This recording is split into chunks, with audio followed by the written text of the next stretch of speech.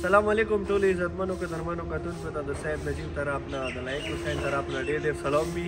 عزتمنو وروڼو بس موږ لایق حسین روان کړلو سی ایم ایچ سپتال ته دغه ویډیو مقصد مو صرف دا دی چې وروڼو پلیز تاسو نه څومره واسه کېږي دا کازمی چیریټي فاؤنډیشن سپورټ کوئ وایي موږ پیج سپورټ کوئ ما که موږ زیات زیات یتیمانو غریبانو خاص کر بیا داسې خوږو خوږو وړو ماشومانو هغه مثال داسې ظالمو بیماریو کې کینسر مخایع بیماریو کې مبتلا وي ما که هغوی سره په ټایم مدد کېږي هیلپ کېږي نو بس اوس سی ایم ایچ سپتال ته پلیز تاسو موږ ته دعا کوئ چې خدای دغو معصومو بچیو ته شفا ورکړي مهرباني السلام علیکم وروڼو بس اوس موږ سی ایم ایچ سپتال ته راورسېدلو او پی ډي به تاسې مخکې کس وي بس ډاکټر طارق غفور صاحب سره ملویږو وروڼو خدای شاهد واحد ګڼم چې د زړه دړکن مو مکمل دوره تیز دی دا وجود نه مو بیخي تبه کې نسته ویلې چې دا هغه ځای کې د مو ښکلي زوی یادونه دي ښه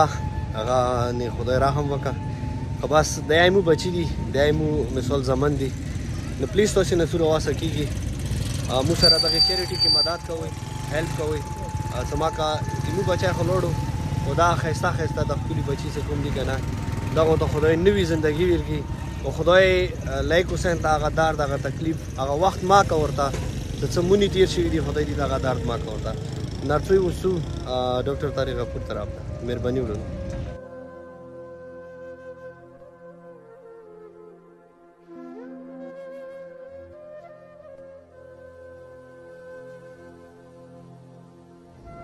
السلام علیکم عزتمن وروڼو بس اوس ډاکټر سره ملو شولو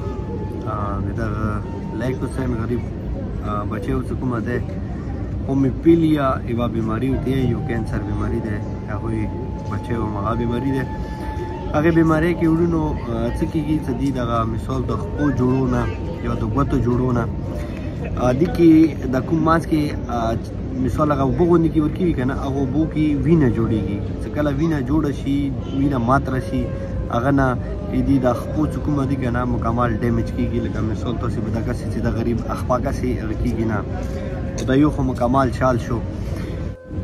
نو ډاکټر صاحب موږ ته دلته یو بل سپتال وښیلو نو هغه ته یې ریفر کړو نو انشاءالله سبا به ځو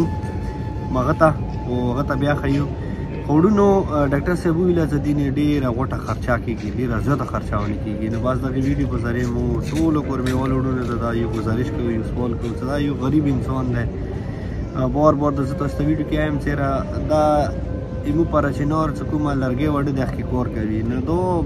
دومره ظلمې بیمارۍ وروڼو علاج هېڅ کله یې نشي کوی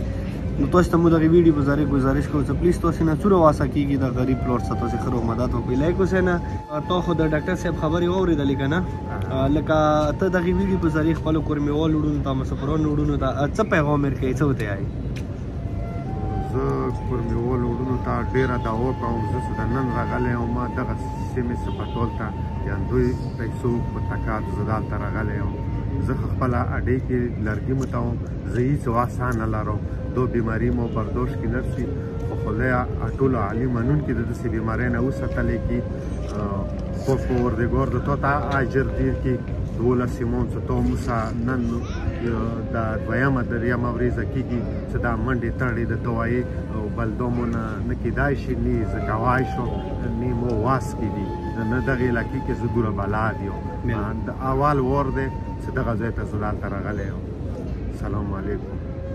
عزتمن وروڼو د لایق حسین خبرې به تاسو اورېدلې بس ویډیو کې بیا راته موږ د زړه گهرایو نه گزارش کوو چې پلیز تاسو نه څومره سپورټ کېږي